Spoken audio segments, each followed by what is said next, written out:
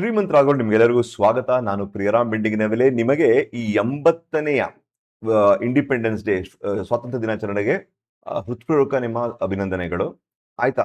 ನಾನು ಈ 80ನೇ ಅಂತ ಹೇಳಿದಾಗ 80 ವರ್ಷನೇ ಎಲ್ಲ, ಎಷ್ಟು ಜನ 79 78 80ನೇ. ದಯವಿಟ್ಟು ನನ್ನ ಒಂದು ರಿಕ್ವೆಸ್ಟ್, ಈ ವಿಡಿಯೋ ನೀವು ಲೈಕ್, ಸಬ್ಸ್ಕ್ರೈಬ್, ಶೇರ್ ಏನೂ ಮಾಡಬೇಡಿ, ಆಯ್ತಾ? ಆದ್ರೆ ಈ ವಿಡಿಯೋ ದಯವಿಟ್ಟು ನೋಡಿ, ಫುಲ್ ನೋಡಿ. ಯಾರು ನೋಡ್ತಾ ಇದ್ದೀರಾ ಕೊನೆ ತನಕ ನೋಡಿ, ಬರೀ ಆದಷ್ಟು ಬೇಗ ಹೇಳ್ತೀನಿ. ಇದು ನಾನು ಸ್ವಲ್ಪ ನಮಗ್ ನಾವೇ ಒಂದು ಕನ್ನಡಿ ತೋರ್ಸಕ್ ಪ್ರಯತ್ನ ಪಡ್ತೀನಿ. ಅಂದ್ರೆ ಆಸ್ ಅ ನೇಷನ್, ಆಯ್ತಾ, ನಮಗೆ 80ನೇ ವರ್ಷದ ಒಂದು ಇಂಡಿಪೆಂಡೆನ್ಸ್ ಡೇ ಅಂತ ಅನ್ಕೋತಾ ಇದೀವಿ. ನಾವು ನಿಜವಾಗ್ಲೂ ನಮಗೆ ಸ್ವಾತಂತ್ರ್ಯ ಸಿಕ್ಕಿದ್ಯಾ ಅನ್ನೋದು ನಾವು ಪ್ರಶ್ನೆ ಪಡ್ಕೋಬೇಕು. ನೋಡಿ, ಇವತ್ತು ನಮ್ಮ ದೇಶ 140 ಕೋಟಿ ಪ್ಲಸ್, ಇನ್ನು 150 ಕೋಟಿನೇ ಇರ್ಬೋದು, ದೊಡ್ಡ ದೇಶ, ಆಯ್ತಾ? ಒಳ್ಳೆ ರೋಡ್ಸ್ ಬರ್ತಾ ಇದೆ ನೋಡ್ತೀವಿ, ಕಾರಲ್ಲಿ ಜನ ಹತ್ರ ಓಡ್ತಾ ಇದೆ, ಎಲ್ಲ ಓಕೆ, ಎಲ್ಲ ಪರ್ಫೆಕ್ಟ್. ಆದ್ರೆ ಪ್ರಪಂಚದಲ್ಲಿ ಇಂಡಿಯಾ, ನಮ್ಮ ಪ್ರಪಂಚದಲ್ಲಿ ನಾವು ಇವತ್ತಿಗೂ ಮೇರಾ ದೇಶ್ ಮಹಾನ್ ಅಂತ ಹೇಳ್ಕೊಳ್ಳುವಂತ ಕೆಪಾಸಿಟಿ ಇಲ್ಲ ಅಂತ ನಂಗೆ ಅನ್ಸುತ್ತೆ. ಆಯ್ತಾ? ನಾನು ಭಾರತೀಯನೇ, ನಾನು ಇಂಡಿಯನ್ ಆರ್ಮಿಗೆಲ್ಲ ಹೋಗಿ ತುಂಬಾ ದೇಶದ ಮೇಲೆ ತುಂಬಾ ಅತಿ ಪ್ರೀತಿ ಇರುವಂತಹ ಮನುಷ್ಯ, ಆಯ್ತಾ? ಸೊ ನಾನು ಸ್ವಲ್ಪ ಕಟು ವಿಷಯ ಹೇಳ್ತೀನಿ, ಯಾಕೆಂದ್ರೆ ನಮ್ಗೆ ನಾವೇ ಇಂಪ್ರೂವ್ ಮಾಡ್ಕೊಳ್ಳೋಕೆ, ಓಕೆನಾ? ಸೊ ಮೇರಾ ದೇಶ್ ಮಹಾನ್ ಅಂತ ಹೇಳ್ಕೊಳ್ಳುವಂತಹ ಒಂದು ಕೆಪಾಸಿಟಿ ಇಂಡಿಯಾ ಹೊಂದಿದ್ಯಾ? ನಾವು ಒಲಿಂಪಿಕ್ಸ್ ಅಲ್ಲಿ ಗೋಲ್ಡ್ ಮೆಡಲ್ ಆಗ್ಲಿ, ಮೆಡಲ್ ಗೆಲ್ಲಕ್ಕೆ 140 ಕೋಟಿ ಇರೋ ಜನ ಮೆಡಲ್ ಗೆಲ್ಲಕ್ಕಾಗಲ್ಲ. ಫುಟ್ಬಾಲ್ ವರ್ಲ್ಡ್ ಕಪ್ ಅಲ್ಲಿ, ವರ್ಲ್ಡ್ ಕಪ್ ಬಿಟ್ಟಾಕಿ ಏಷ್ಯಾದಲ್ಲಿ ನಾವು 12ನೇ ಸ್ಥಾನದಲ್ಲಿದ್ದೀವಿ. ಬಾಸ್ಕೆಟ್ಬಾಲ್, ಬೇರೆ ಎಲ್ಲಾ ಸ್ಪೋರ್ಟ್ಸ್ ಅಲ್ಲೂ, ಕುಳ್ರು ಇರ್ಬೋದು, ಹೈಟ್ ಇರ್ಬೋದು, ದಪ್ಪ ಇರ್ಬೋದು, ಎಲ್ಲಾ ಸ್ಪೋರ್ಟ್ಸ್ ಅಲ್ಲೂ ನಾವು ಒಂದು ಏಷ್ಯಾ ಲೆವೆಲ್ ಅಲ್ಲಿ ಕಷ್ಟಪಟ್ಟು ಒಂದು ಮೆಟ್ಲು ಗೆಲ್ಬೇಕಾಗುತ್ತೆ. ಸೊ ಜಪಾನ್ ಪುಟಾಣಿ ದೇಶ, ಯಾವುದೋ ಸಣ್ಣ ಪುಟ್ಟ ದೇಶಗಳೆಲ್ಲ ಒಲಿಂಪಿಕ್ಸ್ ಅಲ್ಲಿ, ವರ್ಲ್ಡ್ ಕಪ್ ಅಲ್ಲೆಲ್ಲ ಒಂದು ಗೊತ್ತೆ, ನಾವು ಗೆಲ್ಲಕ್ಕಾಗ. ಸ್ಪೋರ್ಟ್ಸ್ ಅಲ್ಲಿ ಸ್ಪೋರ್ಟ್ಸ್ ಅಲ್ಲಿ ಇಲ್ಲ ಅಂದ್ರೆ ಅರ್ಥ, ಅದು ನಮ್ಮ ಫಿಸಿಕಲ್ ಎಬಿಲಿಟಿ ಲೋ ಇದೆ ಅಂತ ಅರ್ಥ. ನಾವು ಆಸ್ ಅ ದೇಶ ನಾವು ಸ್ಟ್ರಾಂಗ್ ಇಲ್ಲ ಪ್ರಪಂಚದಲ್ಲಿ. ಅಂದ್ರೆ 140 ಕೋಟಿ ಜನ ಇದೀವಿ ಬಿಟ್ರೆ ಫಿಸಿಕಲಿ ಹೆಲ್ತ್ ವೈಸ್ ನಾವು ಸ್ಟ್ರಾಂಗ್ ಇಲ್ಲ ಅಂತ ಎದ್ದು ಕಾಣಿಸುತ್ತೆ ಸ್ಪೋರ್ಟ್ಸ್ ಅಲ್ಲಿ ನಾವು ಬರೋ ಅಚೀವ್ಮೆಂಟ್ ಇಂದ. ಹೋಗ್ಲಿ ಬಿಸ್ನೆಸ್ ಅಲ್ಲಿ, ಮಹಾ ಬುದ್ಧಿವಂತರಪ್ಪ ಇಂಡಿಯನ್ಸು, ನಮ್ಮ ಆತರ ಇದೆ, ಐಟಿ ಗೀಟಿ ಎಲ್ಲ ಏನೋ ಹೇಳ್ಕೊಂಡು ಎಲ್ಲ ಮಾಡ್ಕೋತೀವಿ. ಆದ್ರೆ ಪ್ರಪಂಚದಲ್ಲಿ ಇದುವರೆಗೂ ಒಂದು MNC ಕ್ರಿಯೇಟ್ ಮಾಡಕ್ ಸಾಧ್ಯ ಇಲ್ಲ. ಒಂದು MNC ಅಂದ್ರೇನು? ಈ ಇನ್ಫೋಸಿಸ್, TCS ಇವೆಲ್ಲ ಅನ್ಕೋಬೇಡಿ, ಇವೆಲ್ಲ ಬ್ಯಾಕ್ ಆಫೀಸ್ಗಳು. ದೊಡ್ಡ MNCಗಳ, ದೊಡ್ಡ ಕಂಪನಿಗಳ ಬ್ಯಾಕ್ ಆಫೀಸ್ ಕೆಲಸ ಮಾಡೋರು. ಬೇರೆ ಕಂಪನಿನ ಬಿಟ್ರೆ ಇವ್ರು MNC ಅನ್ಕೋಬೇಡಿ. MNC ಅಂದ್ರೆ Samsung, Google, Toyota, Microsoft, BMW, ಇಂಥ ಕೆಲವು ಕಂಪನಿಗಳು ಪ್ರಪಂಚದಾದ್ಯಂತ ನೋನ್ ಬ್ರ್ಯಾಂಡ್ ಒಂದಿಲ್ಲ ನಮ್ಮ ದೇಶದಲ್ಲಿ. ಹೋಗ್ಲಿ, AI ಕ್ರಾಂತಿ ಬರ್ತದೆ, AI ಕ್ರಾಂತಿ ನಾವು ಮುಂಚೂಣಿ ತಗೊಂಡಿದೀವ. ನಾವು ತುಂಬಾ ಬುದ್ಧಿವಂತರಲ್ವಾ? IT ಅಷ್ಟೊಂದು IITs ಇದೆ, ಅಷ್ಟೊಂದು ಇಂಜಿನಿಯರಿಂಗ್ ಕಾಲೇಜ್, ಇಷ್ಟೊಂದು ಒಂದು AI ಮಾಡೆಲ್ ನಮ್ಮ ಇಂಡಿಯಾದಲ್ಲಿ ತಯಾರಾಗಿಲ್ಲ. ಹೋಗ್ಲಿ, ಚಿಪ್ಸ್ ರೆಡಿ ಇದೆಯಾ? ಚಿಪ್ಗಳು ಅದು ರೆಡಿ ಇಲ್ಲ. ಹೋಗ್ಲಿ, ಇನ್ಯಾವ್ದ್ರಲ್ಲಿ ಅದ್ರ ಮುಂದಿದೀವಾ? ಅಗ್ರಿಕಲ್ಚರ್ ಪ್ರೊಡ್ಯೂಸ್ ನಾವು ಪರ್ ಏಕರ್ ನಮ್ಮ ಪ್ರೊಡ್ಯೂಸ್ ಜಾಸ್ತಿ ಇದೆಯಾ? ಅದು ಇಲ್ಲ. ಇಸ್ರೇಲ್ ನೋಡ್ಕೊಂಡ್ ಬನ್ನಿ ಹೆಂಗೆ ಮುಂದುವರಿತಾ ಇದೆ ಅಂತ. ಇವತ್ತಿಗೂ ಕೆಲವು ಅಗ್ರಿಕಲ್ಚರ್ ಪ್ರಾಡಕ್ಟ್, ನಮ್ಮ ದೇಶದಲ್ಲಿ 365 ಡೇಸ್ ಸೂರ್ಯ ಇದೆ ಅಂದ್ರೂ ಕೆಲವು ಅಗ್ರಿಕಲ್ಚರ್ ಪ್ರಾಡಕ್ಟ್ ನಾವು ಇಂಪೋರ್ಟ್ ಮಾಡ್ಕೋತಾ ಇದೀವಿ ಕೆಲವು ವಿಷಯಗಳನ್ನ. ಏನಕ್ಕೆ ಈ ತರ ಒಂದು ಮನಸ್ಥಿತಿ ನಮ್ದು? ಯಾಕೆ ಈ ತರ ಒಂದು ಪಾಪ್ಯುಲೇಷನ್ ನಾವಿದೀವಿ? ನಾವು ಅಂದ್ರೆ ಬೇರೆ ಯಾರು ಮಾಡಿ, ನಾವೆಲ್ಲ ಸೇರ್ಕೊಂಡು ನಾವು ಒಂದು ಪ್ರಪಂಚದ ಮಟ್ಟದಲ್ಲಿ ನಾವು ತುಂಬಾ ಒಂದು ಮೀಡಿಯೋಕರ್, ತುಂಬಾ ಒಂದು ಆವರೇಜ್ ಜನಾಂಗ ಉಳ್ಕೊಂಡ್ಬಿಟ್ಟಿದೀವಿ. ಒಂದ್ ಸಣ್ಣ ವಿಷಯ ಅಲ್ಲ, ಪ್ರತಿಯೊಂದು ವಿಷಯ ತುಂಬಾ ಆವರೇಜ್ ಮನುಷ್ಯನಾಗ್ಬಿಟ್ಟಿದೀವಿ ನಾವು. ಈ ಕಡೆ ಫಿಸಿಕಲಿ ಸ್ಟ್ರಾಂಗ್ ಇಲ್ಲ, ಈ ಕಡೆ ಮೆಂಟಲಿ ಸ್ಟ್ರಾಂಗ್ ಇಲ್ಲ. ಹೋಗ್ಲಿ, ಆಂಟ್ರಪ್ರನರ್ ಧೈರ್ಯ, ಸ್ಟಾರ್ಟ್ಅಪ್ ಗೀಟಪ್, ಏನು ಸ್ಟಾರ್ಟ್ಅಪ್ ಯೂಸ್ ಇಲ್ಲ. ಹೇಳ್ತಾ ಕೇಳ್ಕೊಳ್ಳಿ, ಯಾಕೆ ಹೇಳ್ತಾ ಇದ್ದೀನಿ ಸ್ಟಾರ್ಟ್ಅಪ್ ಗಳು ಅಂದ್ರೆ, ಕಾಪಿ ಪೇಸ್ಟ್ ಮಾಡಿ ನಾವು ಇಲ್ಲಿ ಕ್ರಿಯೇಟ್ ಮಾಡ್ತಾ ಇದೀವಿ. ಸಣ್ಣ ಪುಟ್ಟ ಬರೀ ಒಂದು ಎಕ್ಸಿಟ್ ಗೋಸ್ಕರ ಕೆಲಸ ಮಾಡುವಂತಹ 90% ಕಂಪನಿಗಳು, 10% ಕಂಪನಿಗಳು ಒಂದು ಲೆವೆಲ್, ನೆಕ್ಸ್ಟ್ ಲೆವೆಲ್ ಹೋಗ್ಬೋದು. ಈ ಸ್ಟಾರ್ಟ್ಅಪ್ ಗಳಿದ್ರು ವರ್ಲ್ಡ್ ಲೆವೆಲ್ ಅಲ್ಲಿ ಏನ್ ಸಾಧಿಸ್ತಾ ಇದೀವಿ? ಈಗ ಚೈನೀಸ್ ಕಂಪನಿಗಳು ನೋಡ್ಕೊಂಡ್ಬನ್ನಿ, ಎಂತೆಂತ ಕಂಪನಿಗಳು, ರೋಬೋಟಿಕ್ಸ್ ಅಲ್ಲಿ, ಇದ್ರಲ್ಲಿ ಯುರೋಪಿಯನ್ ಸ್ಟಾರ್ಟ್ಅಪ್ ಗಳು ನೋಡ್ಕೊಂಡು, ಅಮೆರಿಕನ್ ಸ್ಟಾರ್ಟ್ಅಪ್ ಗಳು ನೋಡ್ಕೊಂಡ್ಬನ್ನಿ, ರಿಯಲ್ ವ್ಯಾಲ್ಯೂ ಅಡಿಷನ್ ಮಾಡ್ತಿದ್ದಾರೆ. ನಮ್ಮ ದೇಶದ ಸ್ಟಾರ್ಟ್ಅಪ್ ಗಳು ನಾವೆಲ್ಲ ಸೇರ್ಕೊಂಡು, ನಾವು ಬೇರೆಯವ್ರ ದೋಸ್ತ ಇಲ್ಲ, ನಾವೆಲ್ಲ ಸೇರ್ಕೊಂಡು ಹೇಳ್ತಾ ಇರೋದು. ನಾವು ಈ ತರ ಒಂದು ಜನಾಂಗ ನಾವ್ ಯಾಕೆ ಈ ತರ ಆಗ್ಬಿಟ್ಟಿದ್ವಿ? ಹಿಸ್ಟಾರಿಕಲ್ ಈ ತರ ಇದ್ವಾ ನಾವುಗಳು? ಹಿಸ್ಟಾರಿಕಲ್ ಇಲ್ಲ. ವರ್ಲ್ಡ್ ಅಲ್ಲಿ ಆಲ್ಮೋಸ್ಟ್ 30% ಟ್ರೇಡ್ ಇಂಡಿಯಾದೇ ಆಗಿತ್ತು. 30% ಟ್ರೇಡ್ ಇಂಡಿಯಾದಾಗಿತ್ತು. ನಮ್ಮ ಹಳೆ ಕಾಲದ ಋಷಿ ಮುನಿಗಳು ಗೆಲೀಲಿಯೋ ಏನ್ ಕಂಡಿದ್ದ? ನಮ್ಮವ್ರು ಆಲ್ರೆಡಿ ಯೂನಿವರ್ಸ್ ಬೇಕು ಅನ್ಕೊಂಡು ಸೆಲ್ಸ್ ಬೇಕು ಕಂಡಿದ್ರು. ಮೆಡಿಕಲ್ ವೆಲ್ ನಾವು ಇವ್ರು ನಮ್ಮ ಸುಶ್ರುತ ಈ ಕಡೆ ನೋಡ್ಕೊಂಡ್ರೆ ನಮ್ಮ ಹಿಸ್ಟ್ರಿಲಿ ಸಿಕ್ಕಾಪಟ್ಟೆ ಜಾಸ್ತಿ ತುಂಬಾ ಬುದ್ಧಿವಂತರು, ತುಂಬಾ ಅಚೀವರ್ಸ್, ತುಂಬಾ ಶಕ್ತಿಶಾಲಿಗಳು ನಮ್ಮ ದೇಶದ ಒಂದು ಜನಾಂಗವಾಗಿತ್ತು. ಏನಾಯ್ತು ಮಧ್ಯದಲ್ಲಿ? ಬ್ರಿಟಿಷರ್ಸ್ ಬಂದು ದೇಶ ಬಿಟ್ಟು ಹೋದ್ರು. ಆದ್ರೆ ನಮ್ಮತನ ಅಂತ ನಮ್ಮ ಭಾರತೀಯತನ ಕೆತ್ಕೊಂಡು ಹೋಗ್ಬಿಟ್ರ ಅವರು. ನಿಜವಾಗ್ಲೂ ನಾವು ಇಂಡಿಪೆಂಡೆಂಟ್ ಆಗಿದೀವ? ಸ್ವಲ್ಪ ಯೋಚನೆ ಮಾಡಿ. ನಮಗೆ ಒಂದು ಕನ್ನಡಿ ನೋಡ್ಕೊಂಡ್ರೆ ನಮ್ಗೆ ಒಂದು ಅಶೇಮ್ ಆಗ್ಬೇಕು ನಾವು, ಅಲ್ವಾ? ಇದು ರಿಯಾಲಿಟಿ ಅಲ್ವಾ? ನಾ ಏನ್ ಕಟ್ಟುಕತೆ ಮಾಡ್ತಾ ಇಲ್ಲ, ರಿಯಾಲಿಟಿ. ನಾನು ಸೇರ್ಕೊಂಡು, ನೀವು ಸೇರ್ಕೊಂಡು, ಪ್ರತಿಯೊಬ್ರು ಸೇರ್ಕೊಂಡು ಒಟ್ಟಿಗೆ ಮಾಡಿರೋಂತ ಜನಾಂಗ ಇದು. ಎಲ್ಲೂ ಕ್ವಾಲಿಟಿ ಇಲ್ಲ. ಎಲ್ಲಾ ಕಡೆ ಹೆಂಗೆ ಅಂದ್ರೆ ಚಲ್ತಾ ಮಾಡ್ಬಿಟ್ಟು ಯಾವ್ದು ನಾವುಗಳು. ಇದು ಮೇನ್ ಕಾರಣ ನನಗೆ ಗೊತ್ತಿರೋದು ಏನಂದ್ರೆ, ಸ್ವಲ್ಪ ಕಾರಣಗಳು. ಒಂದು ಚಲ್ತಾ ಆಟಿಟ್ಯೂಡ್. ನಡೆಯಪ್ಪ, ಇಲ್ಲಿ ನಡೆಯುತ್ತೆ. ನಾನೇನಾದ್ರು ಒಂದು ಅಚೀವ್ ಮಾಡ್ಬೇಕು ಅಂದ್ರೆ ನಾನು ಕ್ವಾಲಿಟಿ ನೋಡಲ್ಲ. ಈಗ ನಾನೊಂದು ಗೌರ್ಮೆಂಟ್ ಕೆಲಸ ಮಾಡ್ತಾ ಇರ್ತೀನಿ, ಅಥವಾ ನಾನೊಬ್ಬ ಪೊಲೀಸ್ ಆಗಿರ್ತೀನಿ, ಅಥವಾ ಒಬ್ಬ ಲಾಯರ್ ಆಗಿರ್ತೀನಿ, ಅಥವಾ ಸಾಫ್ಟ್ವೇರ್ ಇಂಜಿನಿಯರ್ ಆಗಿರ್ತೀನಿ, ಅಥವಾ ನಾನು ಸ್ಟಾಕ್ ಮಾರ್ಕೆಟ್ ಅನಲಿಸ್ಟ್ ಆಗಿರ್ತೀನಿ, ಏನೋ ಒಂದು ಆಗಿರ್ತೀನಿ. ಮತ್ತೆ ಪ್ರಪಂಚದಲ್ಲಿ ಎಲ್ಲ ಕಡೆ ಚಲ್ತಾ ಅಂದ್ರೆ ಓಕೆ ನಡೀತಾ ಆಯ್ತಾ ನಡಿಯೋಣ ಆತರ. ಸೊ ಹೀಗಾಗಿ ನಾವು ಕ್ವಾಲಿಟಿ ಮನುಷ್ಯರಾಗೇ ಬರ್ತಾ ಇಲ್ಲ. ಹೆಲ್ತ್ ವೈಸ್ ನೋಡಿ, ನಾನ್ ಚಿಕ್ಕ ವಯಸ್ಸಲ್ಲಿ ಇರ್ಬೇಕಾದ್ರೆ ಒಂದು ಕ್ಲಾಸ್ ಅಲ್ಲಿ ಪ್ರಾಬಬ್ಲಿ ಒಬ್ಬ ದಪ್ಪಕ್ಕಿರೋ ಮಗು ಇರ್ತಿತ್ತು, ಅಥವಾ ಒಂದು ಫಸ್ಟ್ ಸ್ಟ್ಯಾಂಡರ್ಡ್ ಸೆಕೆಂಡ್ ಸ್ಟ್ಯಾಂಡರ್ಡ್ ಅಂದ್ರೆ ಒಂದು 5-6 ಜನ ದಪ್ಪಿರೋ ಮಕ್ಕಳು, ಎಲ್ಲ ಸಣ್ಣಕ್ಕೆ ಇರೋರು. ಇವತ್ತು ಉಲ್ಟಾ ಆಲ್ಮೋಸ್ಟ್ 80-70% ದಪ್ಪಕ್ಕಿರೋ ಮಕ್ಕಳು, 1-2 ಸಣ್ಣಕ್ಕಿರೋ ಮಕ್ಕಳುಗಳು. ಏನಕ್ಕೆ? ನಮ್ಮ ಹೆಲ್ತ್ ವೈಸು ವರ್ಷ ನೋಡ್ಕೋತಾರೆ, ಬರೀ ಮೊಬೈಲ್ ರೀಲ್ಸ್ ನೋಡ್ಕೊಂಡು ಹೋಗ್ಲಿ. ಮೊಬೈಲ್ ರೀಲ್ ನೋಡ್ತೀವಿ, ಆ ರೀಲ್ ಮಾಡುವಂತ ಒಂದು ಟಿಕ್ ಟಾಕ್ ಅಂತ ಕಂಪನಿ ಯೂಸ್ ಕ್ರಿಯೇಟ್ ಮಾಡಕ್ ಆಗಿಲ್ಲ ನಮ್ಗೆ. ಸೊ ಈ ತರ ಒಂದು ಜನಾಂಗವಾಗಿ ನಾವು ಇನ್ನೂ ವರ್ಸ್ಟ್ ಕೇಸ್ ಸಿನಾರಿಯೋ ನಾವು ಮುಂದೋಗ್ತಾ ಇದೀವಿ ವಿನಃ ನಾವು ಒಂದು ಒಳ್ಳೆ ಸದೃಢವಾದ ಭಾರತ ಮಾಡಕ್ಕೆ ನಾವು ಆಗ್ತಾ ಇಲ್ಲ. ಇವತ್ತಿಗೂ ನೋಡಿ, ನಮ್ಮ ಒಂದು ಡಿಫೆನ್ಸ್ ಸೆಕ್ಟರ್ ಅಲ್ಲಿ ಜೆಟ್ ಇಂಜಿನ್ ಅಲ್ಲಿ 80 ವರ್ಷ 60-70 ವರ್ಷ ಹಿಂದೆ ಜೆಟ್ ಇಂಜಿನ್ ಕಂಡುಹಿಡ್ಬಿಟ್ಟಿದ್ರು. ಆಗ್ಲೇ 1945 ಫಸ್ಟ್ ವರ್ಲ್ಡ್ ವಾರ್ ಅಲ್ಲೇ ಜೆಟ್ ಇಂಜಿನ್ಗಳಿತ್ತು. ಇವತ್ತಿಗೂ ನಮ್ಮ ದೇಶದಲ್ಲಿ ಒಂದು ಜೆಟ್ ಇಂಜಿನ್, ಕಾವೇರಿ ಇಂಜಿನ್ ಆಗ್ತಾ ಇಲ್ಲ ಮಾಡಕ್ಕೆ, ಒಂದು ಇಂಜಿನ್ ಹಾಕಕ್ ಆಗ್ತಾ ಇಲ್ಲ. ನಮ್ಮ ಟೆಕ್ನಾಲಜಿನೇ ಇಲ್ವಾ? ಎಲ್ಲ ನಾವು ಎಷ್ಟೊಂದು ಟೆಕ್ನಾಲಜಿ ಏನು ಅದು ಇದು ಮಾಸ್ ಗೀರ್ಸ್ ಎಲ್ಲ ಹೇಳ್ಕೊತೀವಿ. ಎಷ್ಟೊಂದು ಟೆಕ್ನಾಲಜಿ ನಾವು ಹೊರಗಿಂದ ಬಂದು ಇಂಪೋರ್ಟ್ ಮಾಡ್ಕೊಂತ ಟೆಕ್ನಾಲಜಿ ಇವತ್ತಿಗೂ ಇಲ್ಲ. ರಾಫೇಲ್ ಅನ್ನು ಇಂಪೋರ್ಟ್ ಮಾಡ್ತಾ ಇದೀವಿ. ರಾಫೇಲ್ ಫ್ರಾನ್ಸಿಗೆ ಬೇಕಂದ್ರೆ ಅವ್ರು ಅಲ್ಲೇ ಕುತ್ಕೊಂಡು ಸ್ವಿಚ್ ಆಫ್ ಮಾಡ್ಬೋದು ಇಂಜಿನ್ ನ, ನಾವು ಯೂಸ್ ಮಾಡಕ್ ಆಗದೆ ಇರ್ಬೋದು. ಇಷ್ಟು ನಮ್ಗೆ ಒಂದು ಅವಲಂಬನೆ ಆಗ್ಬಿಟ್ಟಿದೀವಿ. ಸ್ವಾವಲಂಬನೆ ಆಗೇ ಇಲ್ಲ ನಾವುಗಳು. ಯಾಕೆ ಈ ತರ ಒಂದು ಮೆಡಿಕಲ್ ಫೀಲ್ಡ್ ಅನ್ನೋ ಡಾಕ್ಟರ್ಗಳು, ಎಷ್ಟೊಂದು ಡಾಕ್ಟರ್ಗಳು ಇದ್ದಾರೆ ಫಾರಿನ್ ಎಲ್ಲ. 36% ಅಮೆರಿಕನ್ ಡಾಕ್ಟರ್ಗಳು ನಮ್ಮವರೇ. ಎಲ್ಲ ಓಕೆ ಬಾಸ್, ನಮ್ಮಲ್ಲಿ ಎಷ್ಟು ಜನ ರಿಸರ್ಚ್ ಮಾಡಿದ್ದಾರೆ? ನೀವು ಅಮೆರಿಕನ್ ಇನ್ಸ್ಟಿಟ್ಯೂಟ್ಗಳು ರಿಸರ್ಚ್ ಮಾಡಿದಂತ ಪೇಪರ್ಗಳನ್ನ ಓದ್ಕೊಂಡು ನಮ್ಮ ಇಂಡಿಯಾದ ಡಾಕ್ಟರ್ಗಳು ಪ್ರಿಸ್ಕ್ರೈಬ್ ಮಾಡ್ತಾರೆ, ಆಯ್ತಾ? ನಮ್ಮ ದೇಶದಲ್ಲೇ ಎಷ್ಟು ರಿಸರ್ಚ್ ಆಗ್ತಾ ಇದೆ. ನಮ್ಮ ಒಂದು ಫಾರ್ಮಾ ಸೆಕ್ಟರ್ ನೋಡ್ಕೊಳ್ಳಿ, ಫಾರ್ಮಾ ಸೆಕ್ಟರ್ ನಾವೇ ಕ್ರಿಯೇಟ್ ಮಾಡಿದಂತ ಪೇಟೆಂಟ್ಗಳು ಎಷ್ಟಿದೆ. ನಾವು ಅದಕ್ಕೂ ಬ್ಯಾಕ್ ಆಫೀಸ್, ನಾವು ಫಾರ್ಮಾದಲ್ಲೂ ಬ್ಯಾಕ್ ಆಫೀಸ್. ಜನರಿಕ್ ಡ್ರಗ್ ಗಳನ್ನ ತಯಾರು ಮಾಡಿ ಅವ್ರು ಕೊಡ್ತೀವಿ, ಪೇಟೆಂಟ್ ಅವ್ರ ಹತ್ರ ಇರುತ್ತೆ. ಜನರಿಕ್ ಡ್ರಗ್ ಗಳು ಮಾಡಿ ನಾವು ಕೊಡ್ತಾ ಇದೀವಿ. ಯಾಕೆ ನಮ್ಮ ಹತ್ರ ಒಂದು, ಈಗ ಚೈನಾ ನೋಡಿ, ಚೈನಾ ಏನ್ ಮಾಡ್ತು, ನಮಗೆ ಇದೇ ಬೇಡ, ಏನೋ ನಮ್ಮ ಫೇಸ್ಬುಕ್ ಬೇಡ, ನಮಗೆ ಇದೇ ಇನ್ಸ್ಟಾಗ್ರಾಮೇ ಬೇಡ, ಅವ್ರದೇ ಒಂದು ಕ್ರಿಯೇಟ್ ಮಾಡ್ಕೊಂಡ್ರೆ ಅವ್ರುಗಳು. ಈ ತರ ಒಂದು ಕೆಲಸ ಯಾಕೆ ಆಗ್ತಾ ಇಲ್ಲ ನಮ್ಮಲ್ಲಿ? ಕಲ್ಚರ್ ನಾವು ಝೀರೋ ಡ್ರೈನ್ ಔಟ್ ಆಗ್ಬಿಟ್ಟಿದೀವ. ನಾವು ಕಲ್ಚರ್ ಅಲ್ಲಿ ಮೆಂಟಲಿ ಡ್ರೈನ್ ಔಟ್ ಆಗ್ಬಿಟ್ಟಿದ್ದ, ಫಿಸಿಕಲಿ ಡ್ರೈನ್ ಔಟ್ ಆಗ್ಬಿಟ್ಟಿದ್ದ. ಯಾವ್ದ್ರಲ್ಲೂ ನಾವು ಸದೃಢವಾಗಿ ಬರ್ತಲ್ಲ. ಮುಂದೆ ಚೆನ್ನಾಗಿದ್ಯಾ ನೋಡಿದ್ರೆ ಮುಂದೆ ಇನ್ನೂ ಟಿಕ್ ಟಾಕ್ ನೋಡೋ ಮಕ್ಕಳುಗಳೇ ಜಾಸ್ತಿ ಆಗ್ಬಿಟ್ಟಿದ್ದಾರೆ ವಿನಃ ಎಲ್ಲಿ ನೋಡಿ ಮಕ್ಕಳು ರೀಲ್ ನೋಡೋಂತ ಮಕ್ಕಳುಗಳು. ನಮ್ಮ ಕಾಲದಲ್ಲಿ ಹೊರಗಡೆ ಆಟಾಡ್ತಾ ಇದ್ವಿ, ಅಷ್ಟೆಲ್ಲ ಮಾಡಿ ನಾವು ಈ ತರ ಯೋಗ್ಯತೆ ನಮ್ದು. ಈಗಿನ ಮಕ್ಕಳುಗಳು ಇನ್ನೂ ಇಲ್ಲ ವರ್ಷ. ಮುಂದಿನ ಜನರೇಷನ್ ಹೆಂಗ್ ಸದೃಢವಾಗತ್ತೆ? ಸ್ವಲ್ಪ ಯೋಚನೆ ಮಾಡಿ. ಪೇರೆಂಟ್ ಆಗಿದ್ರೆ ನೀವು ಹೇಗೆ ನೀವು ಒಂದು ನಿಮ್ಮ ಮಕ್ಕಳನ್ನ ಸದೃಢ ಭಾರತಕ್ಕೆ ಕೊಡುಗೆ ಕೊಡ್ಬೋದು, ಹೇಗೆ ನಾವು ರಿಯಲ್ ಫ್ರೀಡಮ್ ತಗೋಬಹುದು, ಸ್ವಲ್ಪ ಯೋಚನೆ ಮಾಡಿ. ನೋಡಿ, ವೆರಿ ಸಿಂಪಲ್. ನೋಡಿ, ಕೆಲವು ವಿಷಯಗಳನ್ನ ನೋಡ್ಬೇಕು. ಏನ್ ಮಾಡ್ಬೇಕು?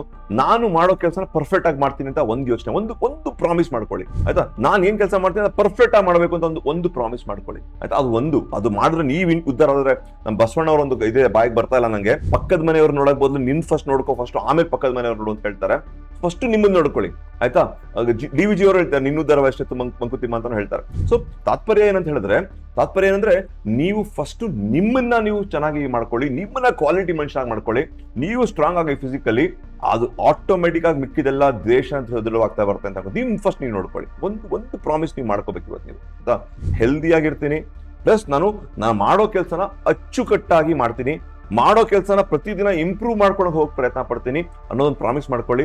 ಆಟೋಮೆಟಿಕ್ ಆಗಿ ದೇಶ ಈ ತರ ನೀವೆಲ್ಲ ಮಾಡ್ಕೊಂಡ್ಬಂದ್ರೆ ದೇಶನೂ ಇಂಪ್ರೂವ್ ಆಗುತ್ತೆ. ಇವತ್ತಲ್ಲ ನಾಳೆ ನಿಮ್ ಮಕ್ಳುಗಳು ನಿಮ್ಮನ್ನ ನೋಡ್ ಕಲ್ತ್ಕೋತಾರೆ. ನೀವೇ ಆರಾಮಾಗಿ ಹೊಟ್ಟೆ ಬೆಳೆಸ್ಕೊಂಡು ಆರಾಮಾಗಿ ಬಿತ್ಕೊಂಡು ಮೊಬೈಲ್ ರೀಲ್ ನೋಡ್ತಾ ಕೂತ್ಕೊಂಡಿದ್ರೆ ನಿಮ್ ಮಕ್ಳುಗಳ ನೆಕ್ಸ್ಟ್ ಅದೇ ಮಾಡತ್ತಲ್ವಾ? ಅವ್ರು ಹೇಗೆ ಒಂದು ಸದೃಢವಾಗಿ ಸಾಧ್ಯ? ಸೊ ಹಾಗಾಗಿ ದಯವಿಟ್ಟು ಒಂದು ಪ್ರಾಮಿಸ್ ಇದನ್ನ ಮಾಡ್ಕೊಳ್ಳಿ. ಎರಡನೇ ಪ್ರಾಮಿಸ್ ನಾನು ನೋಡ್ದಂಗೆ ಗೊತ್ತಾ, ಹಳೆ ಕಾಲದಲ್ಲಿ ನಾನು ನೋಡ್ದಂಗೆ, ನಮ್ಮ ತಂದೆ ತಾಯಿ ನೋಡ್ದಂಗೆ, ನಮ್ಮ ತಾತಾಜಿ ನೋಡ್ದಂಗೆ ಜನಗಳಿಗೆ ಒಂದು ಪ್ರಪಂಚದ ಮೇಲೆ ಒಂದು ಕಾಳಜಿ ಇತ್ತು. ಅಂದ್ರೆ ಪ್ರಪಂಚ ಏನಾಗ್ತಾ ಇದೆ, ಅವ್ರು ಏನಾಗ್ತಾ ಇದೆ, ಇದೇನಾಗ್ತಾ ಇದೆ ಅಂತ ಒಂದು ಕಾಳಜಿ ಇತ್ತು. ಅವರು ಸೂಪರ್ ಆಗಿರೋರು, ಪ್ರಪಂಚದ ಮೇಲೆ ಕಾಳಜಿ ಇತ್ತು. ಕಾಳಜಿ ಇದ್ದಾಗ ನೋಡಿ ಏನಕ್ಕಾಗುತ್ತೆ ಅಂದ್ರೆ, ಎನಿ ಒಂದು ಬಿಸ್ನೆಸ್ ಬೆಳಿಬೇಕು ಅಥವಾ ಒಂದು ಬಿಸ್ನೆಸ್ ಹೊಂಬರಬೇಕು ಅಂದ್ರೆ, ಮೇಲ್ ಬರಬೇಕು ಅಥವಾ ಏನೋ ಒಂದು ದೊಡ್ಡ ಒಂದು ಇನ್ವೆನ್ಷನ್ ಅಥವಾ ಒಂದು ಇನೋವೇಷನ್ ಆಗ್ಬೇಕು ಅಂತ ಹೇಳಿದ್ರೆ, ನಮ್ಮ ಒಂದು ಪ್ರಾಬ್ಲಮ್, ನಮ್ಮ ಇಂಡಿವಿಜುವಲ್ ಪ್ರಾಬ್ಲಮ್ ದೊಡ್ಡದಲ್ಲ. ಈ ನಂದು ಇಂಡಿವಿಜುವಲ್ ಪ್ರಾಬ್ಲಮ್ ಏನು ಅಷ್ಟು ದೊಡ್ಡದಲ್ಲ, ಹಾಗೆ ಇನೋವೇಷನ್ ಬರಕ್ ಸಾಧ್ಯ ಇಲ್ಲ. ROI ಅದರಲ್ಲಿಲ್ಲ.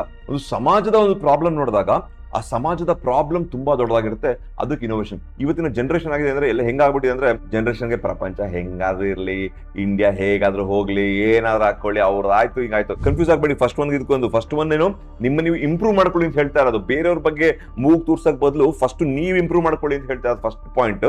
ಎರಡನೇ ಪಾಯಿಂಟ್, ಪ್ರಪಂಚದ ಕಾಳಜಿ ಅಂದ್ರೆ ಪ್ರಪಂಚನ ನೀವು ಪ್ರಾಬ್ಲಮ್ಗಳನ್ನ ಐಡೆಂಟಿಫೈ ಮಾಡ್ಕೊಂಡು ಹೋದ್ರೆ ಅದಕ್ಕೆ ಸೊಲ್ಯೂಷನ್ ತುಂಬಾ ದೊಡ್ಡದಾಗಿರುತ್ತೆ. ಆ ಸೊಲ್ಯೂಷನ್ ಕ್ಯಾನ್ ಬಿ ಎಕ್ಸ್ಪೋರ್ಟೆಡ್ ಅಥವಾ ಒಂದು ಗ್ಲೋಬಲ್ ಲೆವೆಲ್ ಸೊಲ್ಯೂಷನ್ ಆಗಿ ಹೊರ ಬರಬಹುದು ಅಂತ ಒಂದು ಕಾರಣ. ಇದುವಾಗಿರೋ ಎಲ್ಲಾ ಇನೋವೇಷನ್ಸ್ ಎಲ್ಲ ನೋಡ್ಕೊಳ್ಳಿ, ಒಂದು ಸೋಷಿಯಲ್ ಪ್ರಾಬ್ಲಮ್ ನ ಸಾಲ್ವ್ ಮಾಡಕ್ಕೆ ಹುಟ್ಟಿದಂತಹ ಒಂದು ಸೊಲ್ಯೂಷನ್ ಆಗಿರುತ್ತೆ. ಆ ನಮ್ಮ ದೇಶದಲ್ಲಿ ಆ ಸತ್ಯ ಹೋಗಿದೆ. ಅದೊಂದು ಎರಡನೇ ಒಂದು ಇಂಪಾರ್ಟೆಂಟ್ ಆದ ಪ್ರಾಬ್ಲಮ್.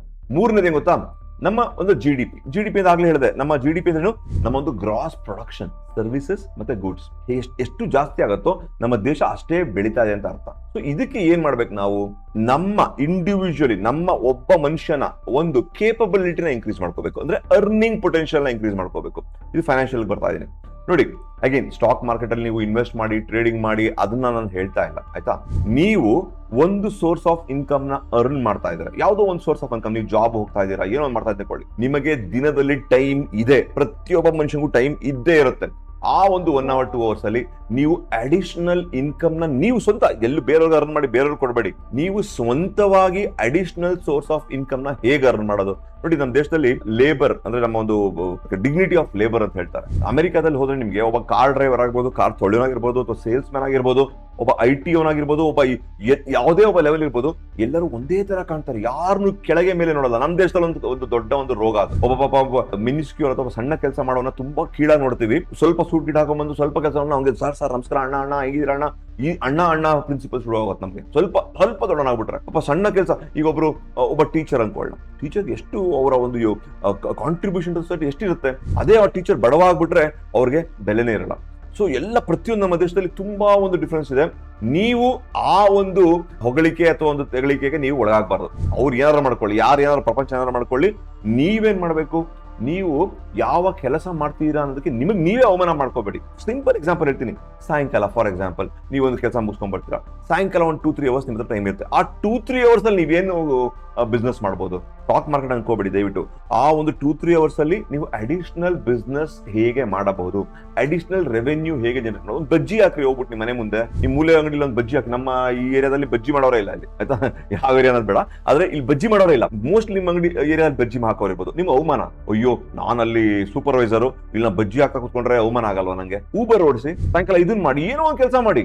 ಯಾಕೆ ಮಾಡಕ್ಕಾಗಲ್ಲ ಸೋಂಬೇರಿತನನ್ನ? ಅಥವಾ ನಿಮ್ಮ ಮಕ್ಳುಗಳಿಗೆ 18 years ಆಗಿದ್ರೆ, ಅಕಸ್ಮಾತ್ ದೊಡ್ಡವರಾಗಿದ್ರೆ ಅವ್ರಿಗೆ ಆಪರ್ಚುನಿಟಿ ಕೊಡಿ. ಅವ್ರಿಗೆ ಏನಾದ್ರು ಒಂದು ಟ್ಯಾಲೆಂಟ್ ಇದೆಯಾ ನೋಡ್ಕೊಳ್ಳಿ. ಅಕಸ್ಮಾತ್ ಹುಡುಗಂಗೆ ಒಬ್ಬಂಗೆ ಒಂದು ಅಡುಗೆ ಮಾಡಕ್ ಬರ್ತಾ ಅಂದ್ಕೊಳ್ಳ, ಹುಡುಗಿ ಅಡುಗೆ ಮಾಡಕ್ ಬರೋಣ ಅನ್ಕೊಳ್ಳೋಣ.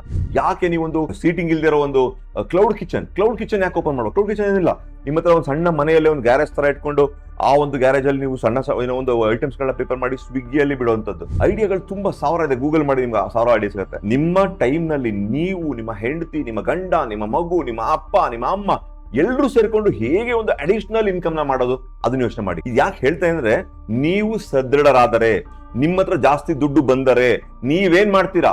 ನೀವು ಹೊಸ ಬೈಕ್ ತಗೋತೀರಾ, ಹೊಸ ಕಾರ್ ತಗೋತೀರಾ, ಹೊಸ ಮನೆ ಕಟ್ತೀರಾ, ಹೊಸ ಸೋಫಾ ತಗೋತೀರಾ, ಹೊಸ ಫ್ಯಾನ್ ಹಾಕ್ತೀರಾ, AC ಹಾಕ್ತೀರಾ, ಪ್ರತಿಯೊಂದು ಮಾಡ್ತೀರಾ. ಇದರಿಂದ ಏನಾಯ್ತು? ಇಂಡಸ್ಟ್ರಿ ಬೆಳೀತು. ಇಂಡಸ್ಟ್ರಿ ಬೆಳೆಯೋದು ಗೂಡ್ಸ್ ಜಾಸ್ತಿ ಆಯ್ತು, ನಮ್ಮ ದೇಶ ಮೋರ್ ಸದೃಢವಾಯ್ತು, ಮೋರ್ ರಿಚರ್ ಆಯ್ತು. ನಿಮ್ಮ ಒಂದು GDP, ನಿಮ್ಮ ಇಂಡಿವಿಜುವಲ್ GDP ಜಾಸ್ತಿ ಮಾಡ್ಕೊಂಡ್ರೆ, ಅಂದ್ರೆ ನಿಮ್ಮ ಇಂಡಿವಿಜುವಲ್ ಅರ್ನಿಂಗ್ ಜಾಸ್ತಿ ಮಾಡ್ಕೊಂಡ್ರೆ ಆಟೋಮೆಟಿಕ್ ಆಗಿ ದೇಶದ ಒಂದು ಅರ್ನಿಂಗ್, ದೇಶದ GDP, ದೇಶದ ಒಂದು ಇದು ಇನ್ಕ್ರೀಸ್ ಆಗ್ತದೆ. ಇದು ವೆರಿ ಸ್ಟ್ರೈಟ್ ಫಾರ್ವರ್ಡ್. ನೀವು ಸುಖವಾಗಿರ್ತೀರಾ, ದೇಶನೂ ಸದೃಢವಾಗುತ್ತೆ. ಸೊ ಹಾಗಾಗಿ ನಿಮ್ಮ ಒಂದು ಕೆಪಾಸಿಟಿ, ನಿಮ್ಮ ಒಂದು ಕೇಪಬಿಲಿಟಿನ ಜಾಸ್ತಿ ಮಾಡ್ಕೊಳ್ಳೋ ಪ್ರಯತ್ನ ಪಡಿ. ನೀವು ಎಷ್ಟಿದ್ರ ಲಿಮಿಟ್ ಅಷ್ಟೇ ಇದ್ರೆ ಒಂದೇನು ಹೇಳಿದ್ರೆ ನಿಮ್ಮ ಕ್ವಾಲಿಟಿ ಇಂಪ್ರೂವ್ ಮಾಡ್ಕೊಳ್ಳಿ, ಎಕ್ಸ್ಟ್ರಾ ಸ್ಕಿಲ್ಸ್ ಕಲೀರಿ, ಎಕ್ಸ್ಟ್ರಾ ಒಂದು ಇದನ್ನ ಕಲ್ತ್ಕೊಳ್ಳಿ, ಎಡಿಟಿಂಗ್ ಮಾಡಿ, ಫೋಟೋಗ್ರಫಿಗೆ ಹೋಗಿ, ಎಲ್ಲೊಂದು ಅಸಿಸ್ಟೆಂಟ್ ಹೋಗಿ, ಅಡುಗೆ ಭಟ್ರಾಗಿ ಹೋಗಿ. ಏನ್ ಕಷ್ಟ ನಿಮ್ಗೆ? ಅವಮಾನನ? ನಮ್ಮ ದೇಶದ ಕಲ್ಚರ್ ಅದು. ನೀವು ಬಿಟ್ಟಾಕಿ ಬೇರೆಯವ್ರನ್ನ ಹತ್ತಾರೆ ಏನ್ ಮಾಡ್ತಾ ಇದ್ದಾರೆ, ಅವಮಾನ ಪಡ್ಕೋಬೇಡಿ. ನೀವು ನಿಮ್ಮ ಒಂದು ಇದನ್ನ ಇನ್ಕ್ರೀಸ್ ಮಾಡ್ಕೊಂಡು ಹೋಗಿ, ಆಯ್ತಾ. ಎಷ್ಟೊಂದ್ ಜನಕ್ಕೆ ಈ ಹಳ್ಳಿಲೆಲ್ಲ ಇರ್ತಾರೆ, ಅವ್ರಿಗೆಲ್ಲರಿಗೂ ನಂಗೆ ನಿಜವಾಗ್ಲೂ ಬೇಜಾರಾಗತ್ತೆ. ಅವ್ರಿಗೆ ಒಕ್ಕಲ್ತನ ಅಂದ್ರೆ ಅಗ್ರಿಕಲ್ಚರ್ ಮಾಡಕ್ಕೆ, ಹಾಲ್ ಕರಿಯಕ್ಕೆ, ಸಗಣಿ ಎತ್ತಕ್ಕೆ ಅವಮಾನ. ನಾವು ಚಿಕ್ಕ ವಯಸ್ಸಲ್ಲಿ ಏನಿಲ್ಲ, ನಾವು ಸಗಣಿ, ನಾನು ಹೇಳ್ತಾ ಇದ್ದಾರೆ, ಒಂದು ಚಿಕ್ಕ ವಯಸ್ಸಲ್ಲಿ ನಾವು ಇರ್ಬೇಕಾದ್ರೆ ನಾವು ಬೆರಣಿ ಅಂತ ಇರುತ್ತೆ, ನಿಮ್ಮ ನಾರ್ತ್ ಕರ್ನಾಟಕದಲ್ಲಿ ಏನಂತಾರೆ ಗೊತ್ತಿಲ್ಲ, ಅದಕ್ಕೆ ಕಮೆಂಟ್ ಅಲ್ಲಿ ತಿಳಿಸಿ.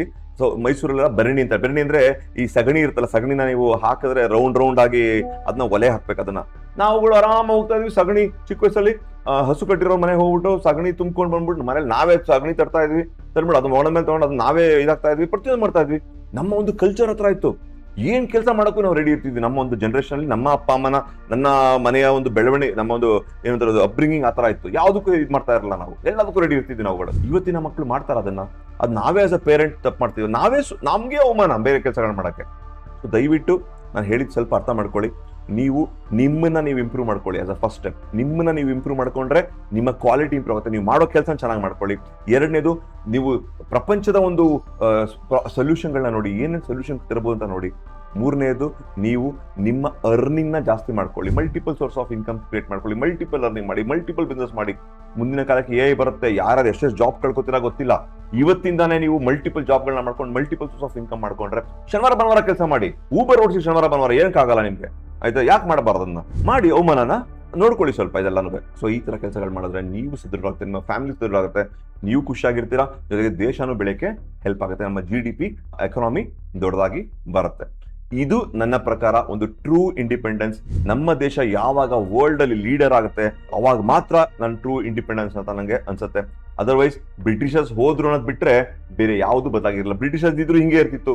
ಆ ಬ್ರಿಟಿಷರ್ಸ್ ನಮ್ಗೆ ದೌರ್ಜನ್ಯ ಮಾಡ್ತಿದ್ರು. ಇವತ್ತಿನ ಪೊಲಿಟಿಷಿಯನ್ಸ್, ಇವತ್ತಿನ ಒಂದು ಅಧಿಕಾರದಲ್ಲಿರೋರು ಅಥವಾ ಒಂದು ಪವರ್ಫುಲ್ ಪೀಪಲ್ ಜನರು ಬೇರೆಯವ್ರಿಗೆ ತೊಂದರೆ ಕೊಡ್ತಾ ಇಲ್ವಾ? ಖಂಡಿತ ಆಗ್ತಾ ಇದೆ ಅದು, ಅಲ್ವಾ? ಸೊ ನಮ್ಮ ಜೀವನ ಬೇರೆ, ಅವ್ರ ಜೀವನ ಬೇರೆ, ಆ ಥರ ಇದೆ ಅಲ್ವಾ? ಅದೇ ಕಂಟಿನ್ಯೂ ಇದೆ. ಸೊ ಬಿಳಿಗಿರೋರು ಹೋದ್ರು ಅಷ್ಟೇ ಬಿಟ್ರೆ ಬೇರೆ ಏನು ಚೇಂಜಸ್ ಆಗಿಲ್ಲ. ನಮ್ಮ ದೇಶ ಸದೃಢ ಮಾಡ್ಬೇಕಂದ್ರೆ ನಿಮ್ಮಲ್ಲಿ ಕೈಯಲ್ಲಿ ಮಾತ್ರ ಸಾಧ್ಯ.